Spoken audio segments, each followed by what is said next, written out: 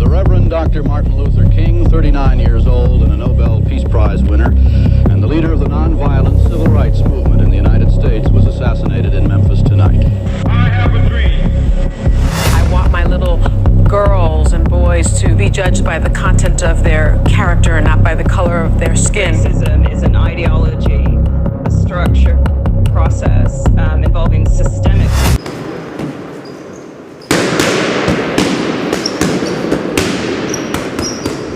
Martin Luther King Jr. was a man that changed the civil rights movement for the better. The civil rights movement started in 1953 and lasted over 13 years. It addressed racial problems, and the Fourth and Fifth Amendment were not to be capped. Martin Luther King Jr. was one of the many civil rights movers. But let's go back to where it all started. Chapter 1, Early Life. Martin Luther King Jr. was born on January 15, 1929, in Atlanta, Georgia. His name used to be Michael King Jr., and he lived in a small house with his two siblings. King did not think much about the unfair treatment of black people until he made a friend that was white. The white kid's parents then stopped them from playing because we are white and you are colored. When he told his parents, they had a long discussion with him about the history of slavery and racism. Racism is an ideology, a structure, process involving systemic subordination of members of targeted, socially constructed racial or ethnic groups. King then stated that he was determined to hate all white people, but when he saw his father stand up to racism, he knew he was going to do the same. Chapter 2, Before the Speech. On August 28, 1963, more than 200,000 people all came and gathered around the Lincoln Memorial in Washington for jobs and freedom. The speakers included speakers from a lot of segments of society. Each of the speaker was allowed 15 minutes, but the day belonged to the young leader of the Southern Christian Leadership Conference. King was only supposed to make a brief explanation of his sufferings and discrimination as a black man. But before he sat down, a gospel singer named Mahalia Jackson called out to him saying, "Tell them about your dream, Martin. Tell them about the dream." He was encouraged by the shouts from the audience, so King was ready to give his speech.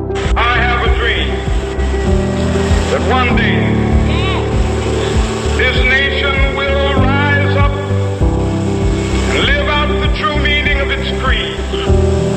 We hold these truths to be self-evident, that all men are created equal.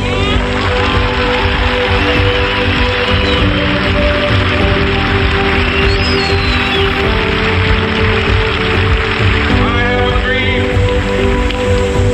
that one day on the red hills of Georgia, the sons of former slaves and the sons of former slave owners will they be able to sit down together at the table of brotherhood. I have a dream. Chapter 3, His Dream Speech. King's I Had a Dream speech was delivered during the March on Washington. It was a call of freedom and equality. For the black community, it became one of the most popular speeches in history.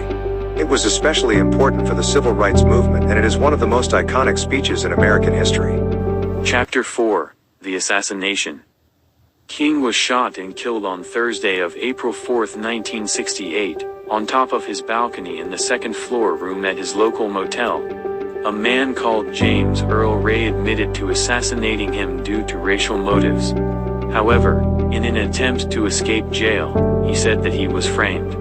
But due to this, there was a major racial outbreak, killing 40 people and damaging many buildings. Multiple spoke out to this, say that it was disgusting and unhuman what he did. In the end, King was an amazing leader for the civil rights movement. His speech is still inspiring people to this day.